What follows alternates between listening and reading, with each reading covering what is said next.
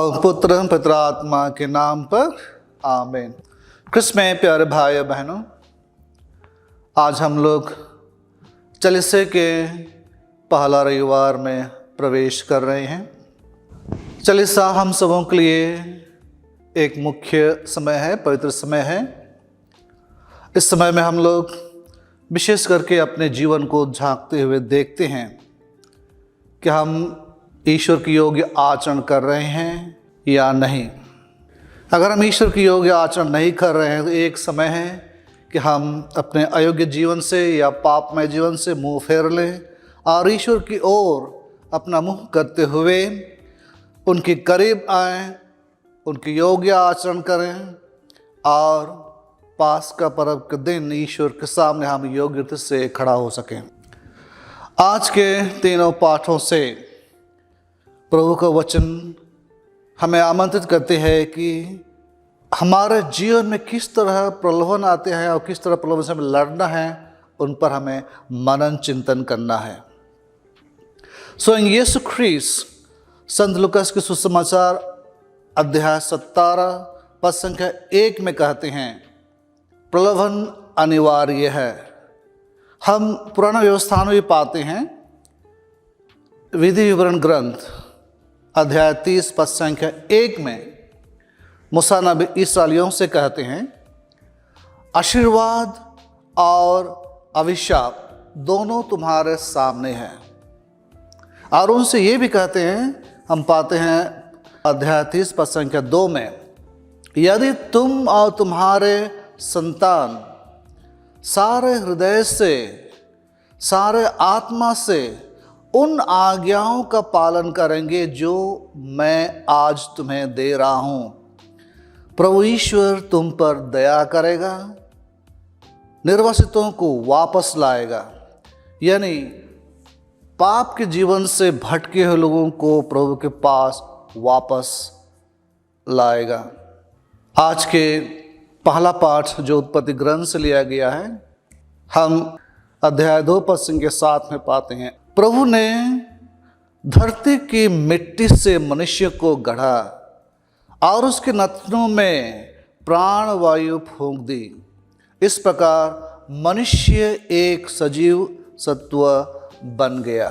और प्रभु ने उन दोनों को आदन वाटिका में रखा और उनसे आज्ञा दी क्या करना है और क्या नहीं करना है। उत्पत्ति ग्रंथ अध्याय 2 पद संख्या 16 से 17 में हम पाते हैं, तुम वाटिका के सभी वृक्षों के फल खा सकते हो, किंतु भले बुरे के ज्ञान के वृक्ष का फल नहीं खाना, क्योंकि जिस दिन तुम उसका फल खाओगे तुम अवश्य मर जाओगे। उन दोनों ने ईश्वर की आज्ञा को मनन चिंतन करते हुए एक सुंदर जीवन आदन वाटिका में जी रहे थे, लेकिन बुरी आत्मा इनका सुंदर जीवन को पसंद नहीं किया। तो ईश्वर ने जितने भी जीव जंतु को बनाए थे उनमें से सांप एक धूर्त प्राणी था। बुरी आत्मा ने सांप के जीवन में प्रवेश करते हुए उनके पास आता है और सांप ने उनसे कहता है, उत्पत्ति ग्रंथ अध्याय 3 पद संख्या 4 से 5 में हम लोग पाते हैं, सांप ने स्त्री से कहा, नहीं तुम नहीं मरोगे। ईश्वर जानता है कि यदि तुम उस वृक्ष फल खाओगे तो तुम्हारी आंखें खुल जाएगी, तुम्हें भले बुरे का ज्ञान हो जाएगा और इस प्रकार तुम ईश्वर के सदृश बन जाओगे। शैतान के इन शब्दों को सुनने के बाद आदम और हेवा प्रभु के वचन पर मनन चिंतन करने भूल गए और उस दिन से वे बुरी आत्मा के वचन पर मनन चिंतन करने लगे। जब भी उस वृक्ष को देख रहे थे, ईश्वर के वचन को नहीं बल्कि बुरी आत्मा के वचन को याद कर रहे थे। और इसी तरह एक दिन हेवा उस पेड़ का फल को तोड़ती है, खा जाती है और अपने साथी आदम को भी खिलाती है। इसी तरह उन दोनों ईश्वर की आज्ञा को उल्लंघन करते हैं और ईश्वर के आज्ञा को उल्लंघन करते हुए ईश्वर की नज़र में गिर जाते हैं। पाप मनुष्य जीवन में शुरुआत हो जाती है। आज के दूसरे पार्ट में संत पौलुस जिस तरह रोमियो को याद दिलाए, हमें भी याद दिला रहे हैं। रोमियो के नाम अध्याय 5 पद संख्या 19 में, एक मनुष्य के आज्ञा भंग के कारण पाप मनुष्य जीवन में प्रवेश हुआ, उसी तरह एक ही मनुष्य जो कि यीशु मसीह है, उनके आज्ञा पालन के कारण सब पाप मुक्त ठहरे जाएंगे।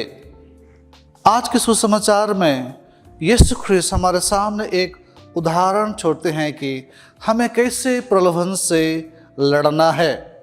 जिस तरह यीशु ख्रिस्त ने शैतान से कहा कि धर्म ग्रंथ में क्या लिखा है। सबसे पहले जब यीशु ख्रिस्त 40 दिन के अंत में भूखे प्यासे थे, शैतान ने उसके पास आकर कहा, यदि आप ईश्वर के पुत्र हैं तो कह दीजिए कि ये पत्थर रोटियां बन जाएं। ईसा ने उत्तर दिया, लिखा है मनुष्य रोटी से ही नहीं जीता है, वह ईश्वर के मुख से निकलने वाले हर एक शब्द से जीता है। हमारे लिए एक उदाहरण छोड़ते हैं। हमारे जीवन में भी किसी न किसी रूप से, किसी न किसी तरह से प्रलोभन आएंगे और बुरी आत्मा से, धूर्त से, शैतान से लड़ने के लिए हमें प्रभु के वचन पर हमें निर्भर करना है कि धर्म ग्रंथ में लिखा है प्रभु यीशु हमें क्या कहते हैं। शैतान हार नहीं मानता है।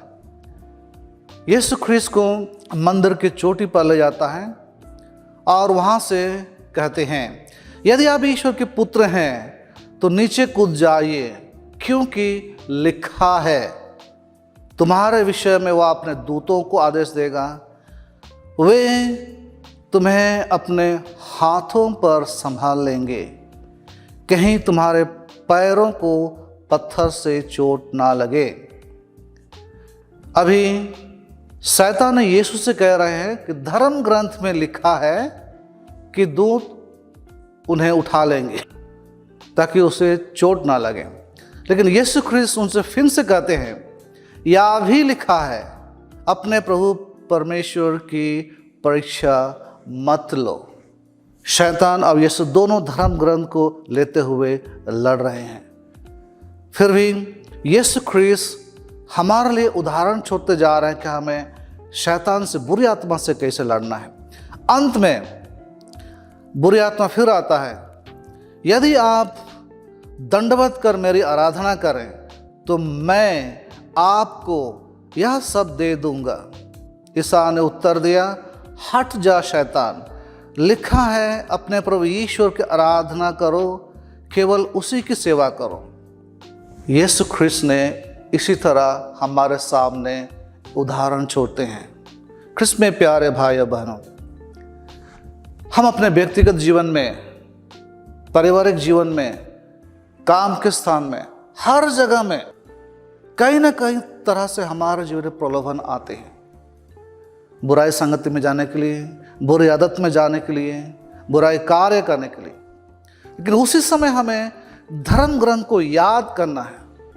धर्म ग्रंथ में क्या लिखा है, किस तरह हमें प्रभु की योग्य आचरण करना है। अगर हम भूल जाएंगे, आदम और हेवा के भांति हमारा जीवन में भी वही होगा।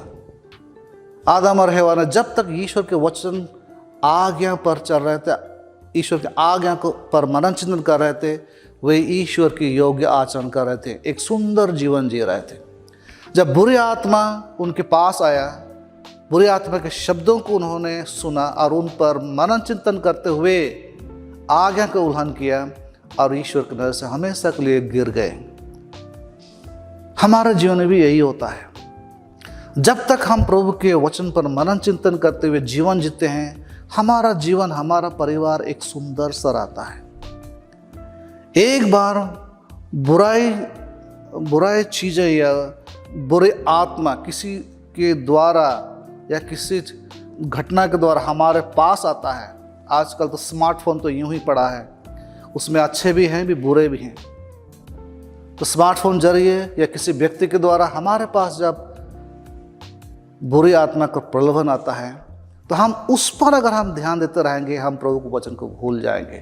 तो चलिए आज के इस पवित्र मिस्सा बलिदान में हम प्रार्थना करें कि जीवन के हर मोड़ में, हर कदम में हम ईश्वर के वचन पर मनन चिंतन करें और ईश्वर के योग्य आचरण करते रहें, ताकि हम पास्का पर्व के दिन ईश्वर के सामने हम योग्य से खड़ा हो सकें और पास्का पर्व अच्छी तरह से हम मना सकें। आमीन।